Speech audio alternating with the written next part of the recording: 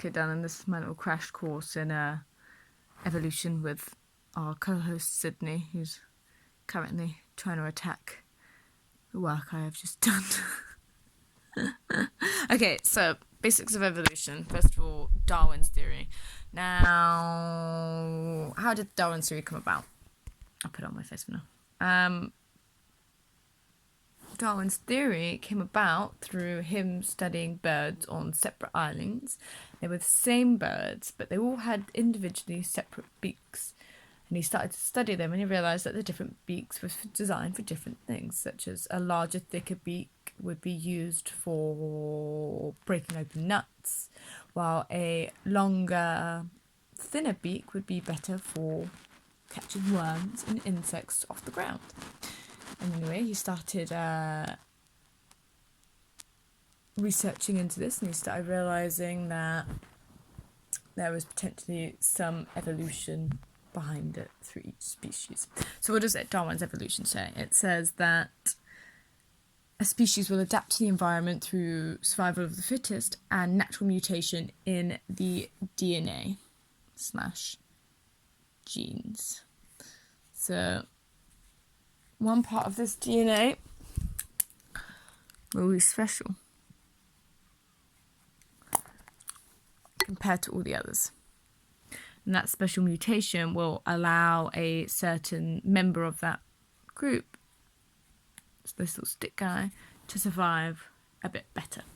Such as when we were originally, I'm going to say it, monkey men, one of us stood up straight for the first time, which allowed our hand muscles to be free, which then allowed us to craft tools, and it allowed us to move about better, and allowed us some evolutionary advantages. So this little one guy had a better chance of survival. Same with giraffes. So giraffe were originally tiny little horse shapes, normal size to a horse. Anyway, they started growing longer necks, and the longer the neck was, the more chance they had of reaching leaves higher up. The more leaves that they had access to, the better they were fed, the more chance of survival that would happen. And then this gene would get passed down to the next generation, because they were more likely to survive, therefore they were more likely to mate and get offspring.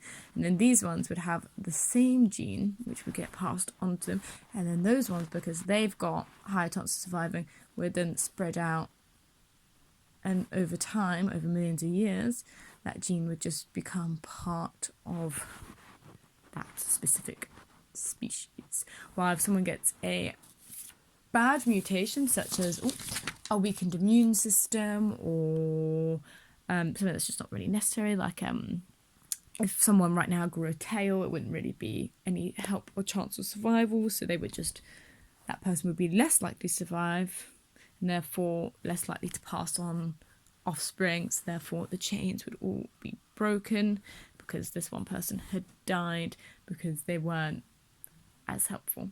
So what Darwin's theory says is that adapt and change happens over millions of years by a complete random chance. There is not actively selectively looking out like the other theories where, like, if you'd broken your arm, that broken arm would get passed down to your offspring. It does not happen. That's bullshit, basically. So basically, have a good mutation, pass it on to your family pass it on to their offspring, and so on and so on and so on. It creates like a tree, so that you've got all of them, and then those ones say they've got all of that, and then it just basically essentially keeps happening the same thing. Right, next subject that we're going to go on to is a bit weird, but bacteria in evolution is actually a pretty big one, which a lot of people forget about. So because bacteria have an immensely high reproduction rate, we can study bacteria quite closely for evolution, because instead of taking like 30 years to produce offspring like this would here, they take about 20 minutes for them to separate and reproduce. So we can study them in lots of things, such as if they're in a petri dish and you've got bacteria all in them, and you put penicillin or some kind of antibiotic in there, and say it kills all but that percent, so say it's about 2% of them. This bacteria here obviously has an immunity to it, or have now gained an immunity to it, And then they will then start reproducing quite quickly, and they will then be completely immune to the antibiotic or penicillin. So let's just say dots are the thing and scribble them up. And that is also how you get antibiotic-resistant bacteria. This doesn't always happen. Like every time you have an antibiotic, this is not what's happening. But sometimes you can get those mutations of certain ones that are immune to it. And then these ones now pass it on to their offspring. Then, therefore, penicillin no longer being effective on them, which is a real problem. Obviously, for us, you can also see it happen through the common cold, such as common cold enters into your immune system. You grab antibodies and white blood cells, which basically, I'm going to draw them as kind of like a Pac-Man. They come along and they dissolve these guys using their proteins on the outside of the bacteria and basically eat it. And then now you've got complete immunity to this version of, say, the common cold. So you can't catch this common cold again. But because the common cold is so common and it spreads so easily, is that they mutate. And say now it's got little triangle proteins on the outside, just slightly different. It doesn't even have to be triangles, like it could literally just be that, but it has like a tiny little cross at the end.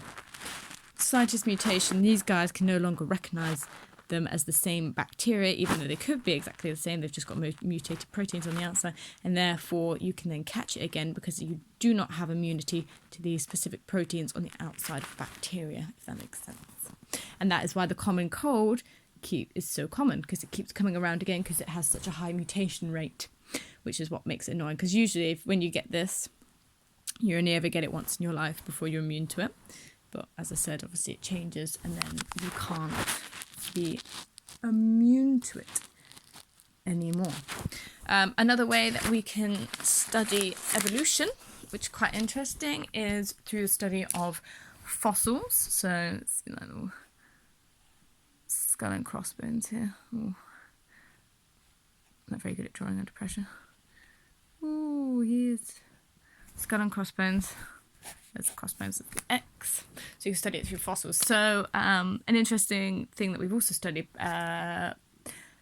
Darwin's evolution from is the whale. I can't draw a whale very well, so I'm not going to attempt. Anyway, so this whale that they study, if we look at whales now, they have a pelvic bone in them. So pelvic bone, which is very important because that means that they were at one point a land mammal with legs. And that pelvic bone basically proves that they were originally designed for land, but because they've eventually moved into water, the evolution just hasn't got rid of that useless pelvic bone yet, which is also why we have tailbones still, because evolution has not quite drowned them out just yet. Another study of this was they found a dinosaur bone, which was obviously a water dinosaur, and they found that inside of it had a pelvic bone,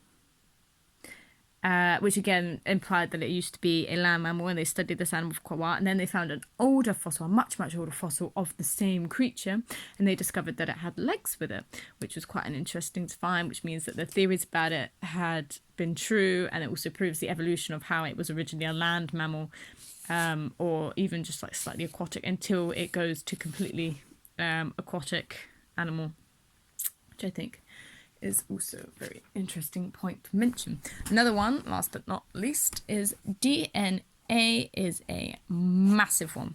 So our DNA, quite frankly, shows that every single being on the planet is derived from the same organisms that were about 3.8 billion years ago. So that's quite good, 3.8 billion years ago. Such as if just an example, they said that if an alien came to the planet, we could tell them that they were not from this planet simply because they probably would not have DNA, or they would have very vastly different DNA to us. So we can study this through the fact that chimpanzees have about, I think it's 97.7% of the same DNA as humans. So that's 97.7% as humans, while fruit flies have about 50% of the same DNA, and the closer percentage DNA-wise that they are to us, the closer relatives that they are again to us. So obviously we're quite closely related to chimpanzees, but we're not very closely related to fruit flies, but it still shows that we are distantly related to all organisms on the planet through our DNA, which then also proves that evolution coming through. So everyone having the same DNA, and then basically these organisms, which I'll draw here, which are probably quite simple, single cell, maybe a couple of multi-celled organisms with DNA inside them, have then shared the same DNA to the rest of the world, and these branches all out. But it just shows slight evolution of these creatures, which then again also shows evolution throughout the years, and we can go back and study this. Another interesting thing that might not be very necessary, but I still think it's interesting, is that you can also study evolution of females through their mitochondria. You can always trace back your DNA through mitochondria. So originally mitochondria was not part of the human cell. So you just have a normal cell here, very poorly drawn, the mitochondria. And our cells used to go over and we used to consume them and eat them. But at one point this process went wrong and the mitochondria actually just entered into the cell. And the cell, although it would usually get rid of it or self-implode, found out that this was actually very useful, because this here would multiply inside of the cell itself, therefore giving the cell energy, and the cell itself giving the mitochondria protection, because mitochondria have different DNA to what is in the DNA of your cell. So you can trace back the individual DNA through the mitochondria, and the mitochondria that is in you right now, you can trace back through your mother. So you'll never ever have your father's DNA or mitochondria, because the mother comes from the egg within the inside, while when the sperm gets released with the DNA of your DNA in it, he does not put his mitochondria in you, if that makes sense. And therefore the mitochondria that then your cells use will be direct descendants of your mother's. And you can actually then test the mitochondria DNA to trace back your heritage through your mother's side, which is just an interesting fact. But it also shows the evolution of these two things coexisting, although that's just more of an interesting fact than actually anything. Love you loads, darling. I hope this was helpful.